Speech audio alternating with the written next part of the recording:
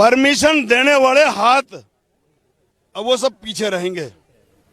अब हम नई तकदीर लिखने जा रहे हैं, परमिशन की बात कर रहे हैं, कोई परमिशन नहीं लेंगे और 31 को वहीं राष्ट्रीय गुर्जर महापंचायत करके दिखाएंगे। आज मैं हूं देवबंद के ऊंचा गांव में। 22 तारीख आपको याद होगी, दादरी में सम्राट मीर भोज की मूर्ति का अनावरण हुआ था। मुख्यमंत्री वहां आए थे, लेकिन उस पर विवाद हो गया था, गुर्जर शब्द हट गया था और उसके बाद से गुर्जर रोष में नजर आए और हुआ क्या कि गांव गांव बोर्ड नजर आए। इस वक्त जो है आप देख सकते हैं कि एक विशाल मूर्ति का अनावरण हुआ मीर भोज की, आपके सामने है और किस तरीके से लोग उस पर इस वक्त फोटो शूट भी कर रहे हैं यहाँ पर और तमाम दूर दराज से लोग यहाँ पर पहुंचे इस वक्त बातचीत करने के लिए। हमारे साथ मुखिया गुर्जर से उनसे बातचीत करते हैं। मुखिया जी, बहुत स्वागत है हेडलाइंस इंडिया पर। और सवाल मेरा ये सिलसिला थमेगा कब? 22 तारीख से जो शुरू हुआ उसके बाद बोर्ड भी लग गए, गांव गांव हजारों बोर्ड लग गए और अब मूर्ति का सिलसिला शुरू। आखिरकार गुर्जर समाज अब चाहता क्या है? अब गुर्जर समाज ये चाहता है कि जो वैभव खो चुका, जो अपमान हो चुका, जब तक वो अपमान वापस माफीनामे के साथ नहीं लौटेगा तो गुर्जर समाज अपने आप को अपमानित और आक्रोशित महसूस करता रहेगा। जब तक जो वैभव गुर्जर प्रतिहार महान सम्राट मीर भोज जी का जो वैभव था, गुर्जर समाज का हम लोग सब मिलकर के जब तक वो वैभव नहीं लौटा के लाएंगे, जब तक हम लोग बगावत का रास्ता अपनाते रहेंगे। लेकिन समझ नहीं आया, जैसे ही वो कार्यक्रम खत्म हुआ 22 तारीख को, मैंने देखा कि कार से कुछ नेता इस तरीके से बाहें को ऊपर कर रहे थे, कारों से एक रैला निकल रहा था। उसका क्या मतलब था? मतलब वो तो बड़ी खुशी मना रहे थे और एक तरफ आप कह रहे कि वैभव नहीं लौट रहा है, वैभव को ठेस पहुंच गई। अब वो जो लोग जिन्होंने जो कुछ करा होगा वो उनकी अपनी सोच होगी। मैं भी भाजपा में ही हूँ, सरकार में हूँ, लेकिन मैं तो मायूस हूँ। वो अगर बाहें फैला रहे हैं तो हो सकता है कि उनको कुछ ना कुछ सरकार से पावर का कुछ ना कुछ वो मिला होगा, लेकिन हमें, मेरे समाज को तो मुंह पे कालिक मिली ना, कालिक पोतने का काम हुआ ना। तो जिस बिरादरी ने समय समय पर इस देश की खातिर कुर्बानियां दी हो, जब पड़ा वक्त चमन पर तो खून हमने दिया और जब आई बाहर तो कहते हो तुम्हारा काम नहीं। इसलिए उस बिरादरी को अपमानित करने का काम हुआ जिसने मेवाड़ रियासत के वारिस को बचाने के लिए अपने बेटे का सर धड़ से अलग करा दिया। जिस मां ने उस बिरादरी का अपमान करने की कोशिश इस देश के अंदर हो रही है कि जिसने 1857 की क्रांति की जोत जला करके और अपने आप को बीहड़ों में, घर से बाहर से निकल के बीहड़ों में रहना पसंद किया, क्रिमिनल एक्ट झेले। उस बिरादरी को अपमानित करने की कोशिश हुई जिसके पूर्वज ने 562 रियासतों को एक झंडे के नीचे लाकर राष्ट्र का निर्माण किया और आज हमारा इतिहास मिटाने की कोशिश हो रही है। सरकार की वेबसाइट से हमारा इतिहास हटा दिया गया।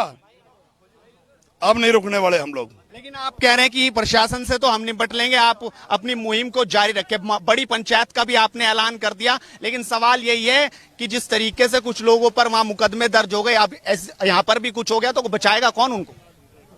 हम मुकदमों से डरने वाले हैं? 4 साल के बेटे के ऊपर मुकदमा लाद दिया जाता तो हम तो अभ्यस्त हैं, हम मुकदमों डरेंगे? अब हम सत्ता पर काबिज होकर के ही नया कानून बनाने की ताकत खड़ी करने के राह पर हैं। क्या समझते हो आप? हमें छेड़ने वाले, हमें चुनौती देने वाले, हम इन चीजों से डरेंगे? हम नहीं डरने वाले। हमने ठान लिया है। हमारे इस आंदोलन के जो प्रमुख लीडर है रविंद्र भाटी जी, उसी धरती से आए हैं जहां पर कालिक पोती गई समाज के मुंह पर। तो एक सवाल तो ये भी बनता है मुखिया जी, आप तो खुद पार्टी से जुड़े हुए हैं, खुद बीजेपी के आप नेता भी हैं, और अब आप कैसे, मतलब ये सवाल इसलिए उठ रहा है कि आप उन्हीं की मुखालफत भी कर रहे हैं, यानी पार्टी आपके लिए अब कुछ है नहीं, जो है सम्मान यही है जिसकी आप बात कर रहे हैं कि वैभव अब बचना चाहिए। न तड़पने की इजाजत है, न फरियाद की है, और घुट घुट के मर जाऊं ये मर्जी मेरे सैयाद की है। मेरी हालत या इन नेताओं की वो हालत है इस पार्टी के अंदर। तो मुझे अब जी नहीं लग रहा पार्टी में। जिस दिन से बिरादरी के मुंह पे कालिक पोती गई है, मेरा जी नहीं लग रहा है यहाँ। अब मेरा दम घुट रहा है, लेकिन मैं ऐसे नहीं जाने वाला हूँ। मैं अब हमारे मुंह पे कालिक पोती गई है, तब इन लोगों के मुंह पे कालिक पोतेगी। गांव गांव ये मुहिम छेड़ने जा रहे हैं हम। लेकिन अब तो ये भी हो गया कि वहां पे वो गुर्जर शब्द आ गया, यानी शांति अभी है नहीं। वो जो गड़बड़ हुई है वो अभी शांत होने वाली नहीं। अरे भाई कमाल कर दिया, पहले तो कालिक पोत दी, फिर उसको साफ कर दिया। ये क्या है? हम ऐसे बहकने वाले हैं क्या? मैं ये कह रहा हूँ सार्वजनिक तौर पर, आधिकारिक तौर पर समाज से माफी मांगी जाए और आधिकारिक तौर पर उसको नाम को लिखवाया जाए। ये चोरों की तरह नहीं, जैसे उन्होंने अपने राज्यसभा सांसद जो बेचारे बिजनेस चला रहे हैं, इस चक्कर में जिसकी सरकार आती है वो असली राजपूत तो वो है, ठीक है ना, जो सत्ता का सुख भोग है वही तो राजपूत होता है। तो वो राजपूत है हमारे बिरादरी में, जो राज्यसभा सांसद है, जो विधायक है।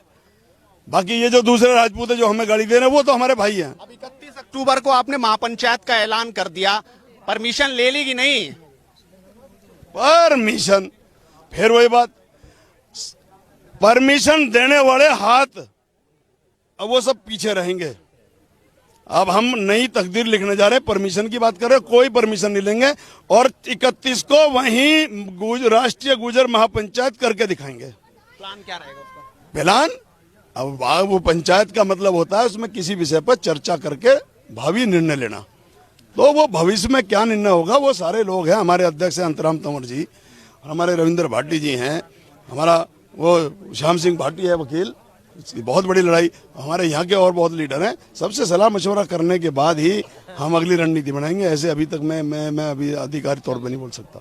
तो मुखिया गुर्जर जी जिन्होंने साफ तौर पर कह दिया कि हम डरने वाले नहीं हैं और जो वैभव जिसको ठेस पहुंची वो लौटाने का काम करेंगे गुर्जर समाज को छोड़कर। जुड़े रहिए एडवांस नेटवर्क के साथ, क्योंकि मुद्दे की बात इसी तरीके से चलती रहेगी। नमस्कार।